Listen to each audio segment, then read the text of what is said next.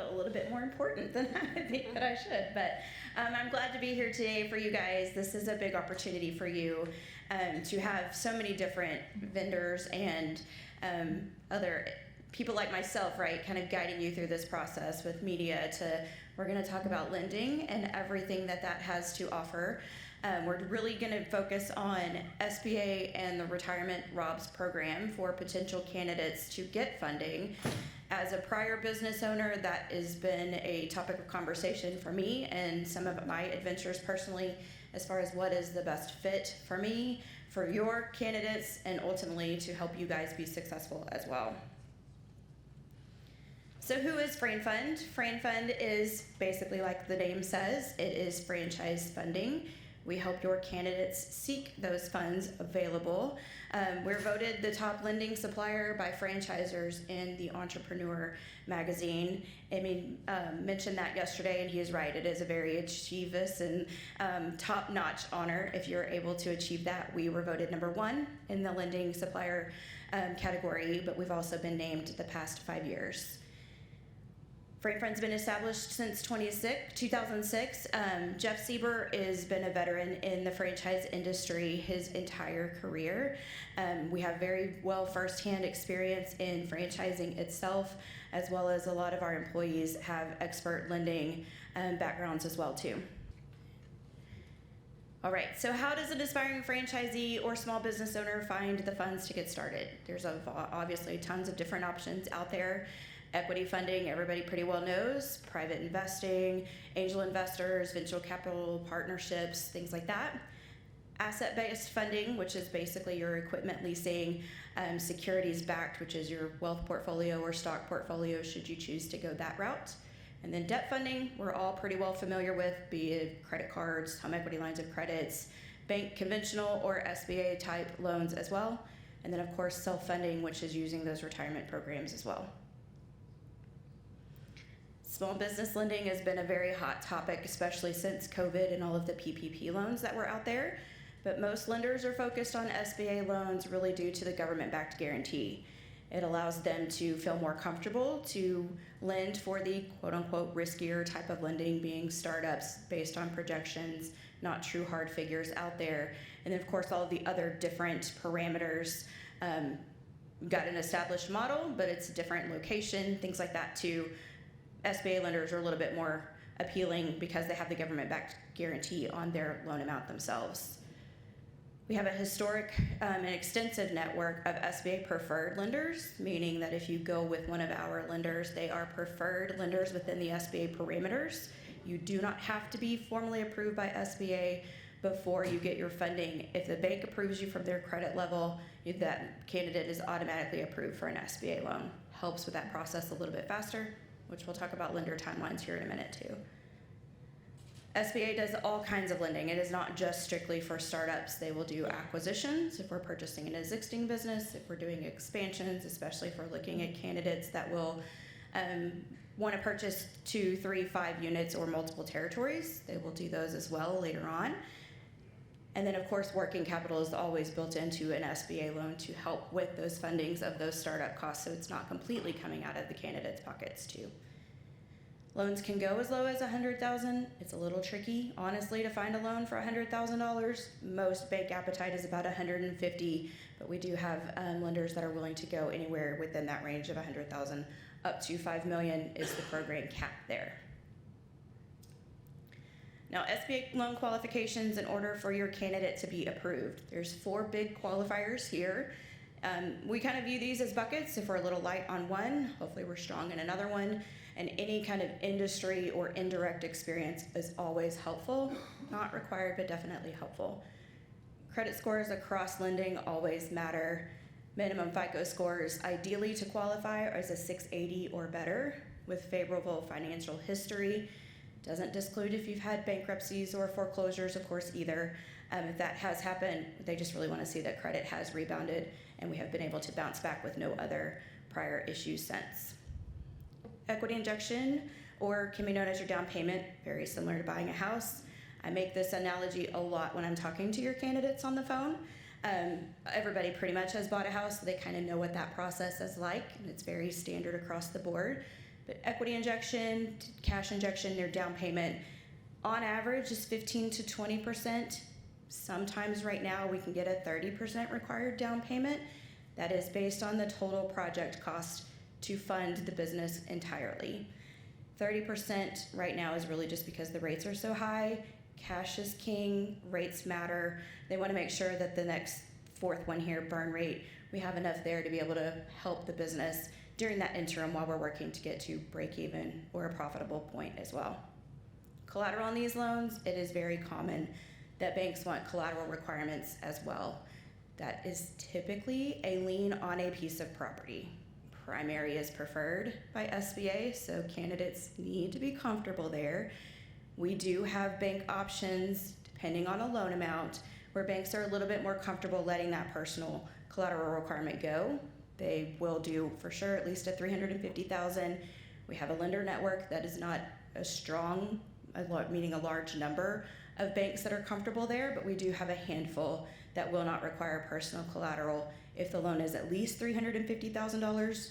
Some banks have increased that to $500,000 since August when SBA changed their parameters and are not requiring, or at least they've changed their loan amount, small loan amount to $500,000. So some of our banks are a little bit more comfortable there too. And then lastly is burn rate, can also be referred to as post-loan close. What they're looking for there is to make sure that you have still a healthy cash cushion after your equity injection for those potential candidates. They want to see that they have the ability to help cover those costs that are true standard costs across the board that have to be paid every single month, right? Loan payment, rent if it's applicable, and then personal debt and expenses. If you're not keeping your outside job, they want to see you've got a little bit more liquidity cushion there to support your lifestyle and make sure that that credit stays in good standing. Talked about this a little bit, but when is personal collateral required for an SBA loan? SBA is going to want it every single time. It's lender specific if they will personally require it or not. Some, like I said, are a little bit more flexible there. Typical SBA loan timeline. This can also vary, really just depends on what type of deal we're looking at. On average, 60, 90, worst case 120 days. 30 days if we don't have any lease or construction requirements in here as well. 60 days, maybe on the longer side with 90 days just because the government's a little bit slower right now, if we have the need to secure a lease or any construction funding involved too. FranFund offers SBA loan consultation services from start to finish. We have an in-house team with bank level experience. I am not the only one that's been doing this for 20-something years. And then even our operations team that is with your candidate from start to finish once a bank introduction has been made. They all have bank level experience too in loan packaging and loan closing. So we're very tenured and know what an SBA loan requires to get closed. We provide customized templates and assistance in developing the loan documentation. This means that they get tailored templates for your specific franchise. We work with your team to help provide those, as well as all of the SBA forms, kind of one-stop shop, if you will. And then ideally, we're gonna connect them with the right lender. We're gonna look for those who cares about a loan amount. What type of loan are we looking for? What's the footprint? Does that matter to some of your clients? Do they require personal collateral? Is that a complete stop for your clients? That's something that we're going to make sure within our lender network, we're shopping for what your candidates want as well.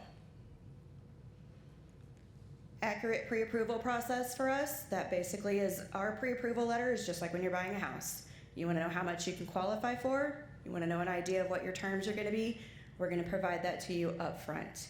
They will find out early if they are pre-qualified, what and how much for, what, if any, feedback, where can we make changes in order to get you pre-qualified. We'll help with that as well. Approval rates for FranFund, why should you go with us instead of your local lender? Richie and I were talking about this somewhat today. Why would you come to somebody like us instead of going to Chase Bank, right? Chase Bank is large. Chase Bank doesn't like to do SBA loans. The smaller companies prefer to do those SBA loans.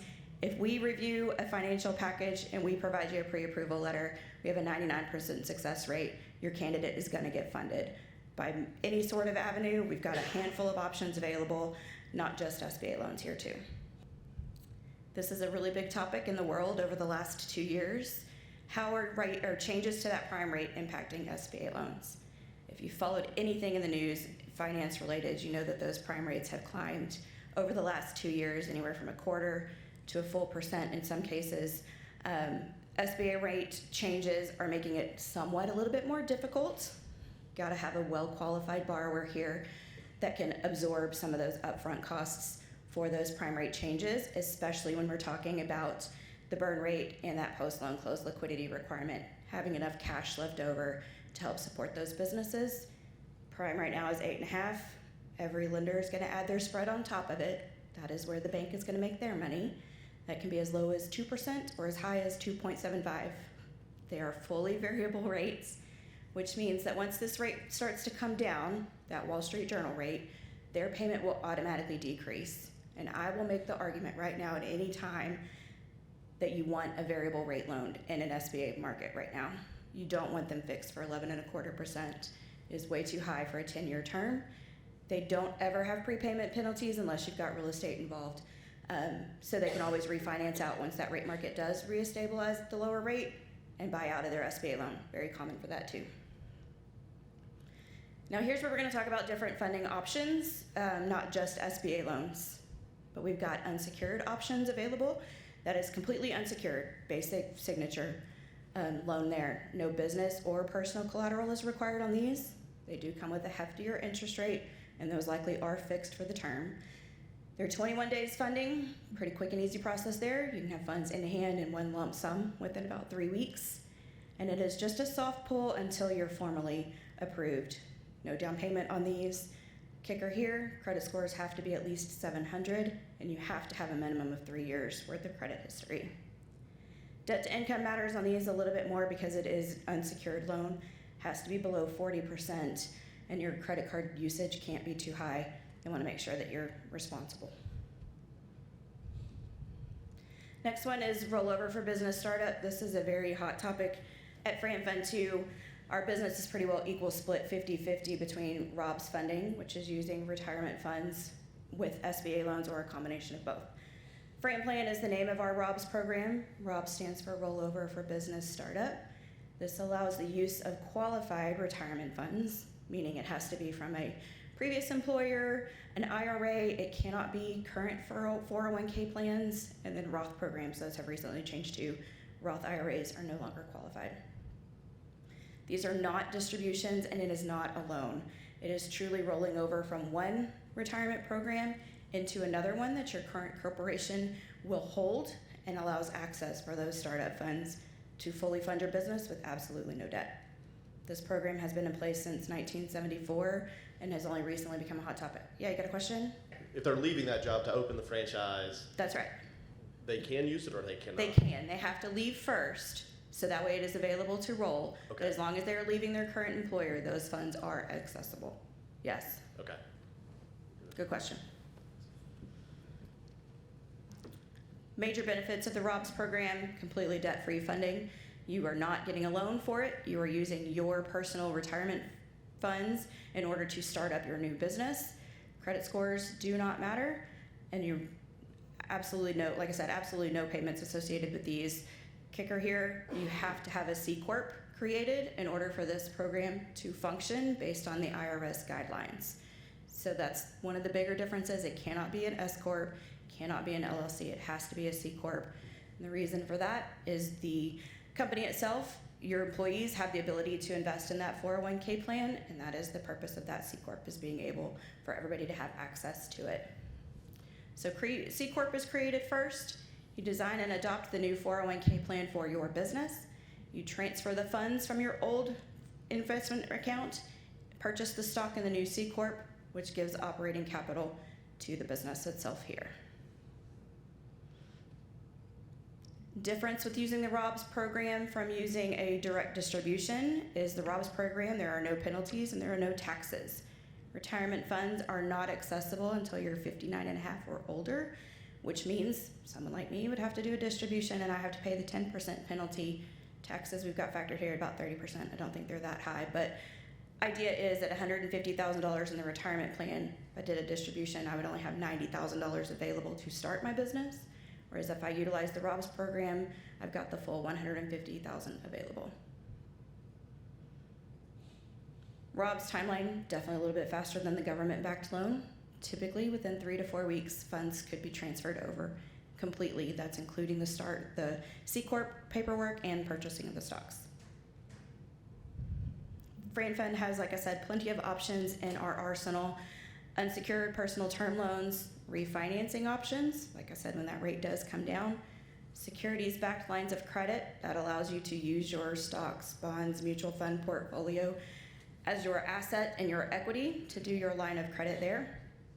Home equity line of credit, we do that all the time, as well with ROBS and SBA, using your equity in your house to help fund that down payment, pay franchise fees, pay multi-unit franchise fees, things like that, and then secure the remainder with that SBA loan. And ideally, our goal is to, when we're having candidate and client calls, is to identify the right combination. Is it fully SBA? Is it fully ROBS? Is it a combination of both? Or do you need commercial fleet funding? Do we want to do an equipment leasing program versus a straight purchase where you have a little bit more flexibility, if you will? Term on those is a little bit shorter too. How long does it take? What do we offer, right? Road to getting your candidate business funding starts with unlimited free consultations. This is what I do all day, every day. I talk to your candidates and find the right solution for them. Sometimes that's a quick one phone call. Sometimes it takes 10 or more. Just depends on what all we've got going on. We're going to determine the best funding strategy. Is that the best funding strategy for location number 1? Are we looking at a candidate that wants to purchase 3, where we need to take a long-term look on how are we going to fund location number 2? What makes the most sense for your candidate and what their financial picture looks like, as well as kind of balancing lender appetite, lender financial requirements, things like that. You're going to receive your pre-approval letter. That's what they provide back to you guys as the franchisor. Shows, hey, this person is truly qualified for up to X amount, and we feel confident that we can get their loan closed. And then lastly, work towards loan closing or ROBS funding and completely get funded and on the fast track to get open. Our reviews kind of speak for themselves. We've got really healthy ones out there. If you want to Google us, feel free. Just short of 5 stars on Google, but not by much. So feel free to check those out as well. And then the loan acquisition process, like I said, we have in-house teams with bank level experience from top to bottom. Lots of tenure in the industry across the board. We're going to connect your candidates with interested lenders, of course, provide those tailored templates and SBA forms. We're automatically going to do the first level of underwriting when we get a full package. Reason for that is we don't want the banks to necessarily find anything. We want it to be easier for your candidates to get through the formal underwriting process as quickly and as easy as possible. And of course, we're going to stay with that client the whole way through the process. From lender presentation to loan closing, we are with them every single step of the way. When should you refer a candidate to FranFund? Ideally, that is around Discovery Day timeframe. We want to get that pre-approval letter for you guys when they're scheduling it, or maybe just attended Discovery Day, so that way you guys know that you have a very well qualified candidate in your Discovery Days to award those territories to. And then once they sign that franchise agreement is typically when we like to get started with their full loan package and application, just to help keep that timeline as short as possible for when they receive funds. If you have any questions, I can tell you this too. We've got another, we do at least quarterly webinars. If the rollover program is a hard-hitting factor for you guys that you're interested in, we do at least quarterly, if not bi-monthly, webinars free of charge. You can sign up on the website too, or refer candidates to that as well if they want to know a little bit more about how to use those retirement plans to it.